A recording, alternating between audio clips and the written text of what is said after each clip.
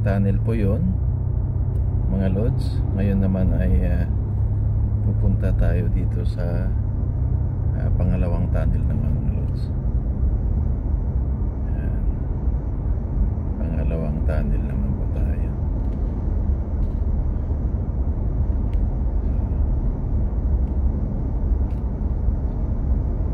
So dito pala yung She's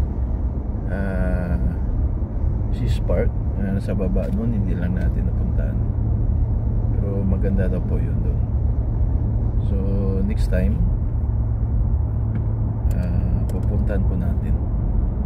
Okay, so dito na po tayo sa pangalawang tunnel. Takbo lang po tayo ng 80.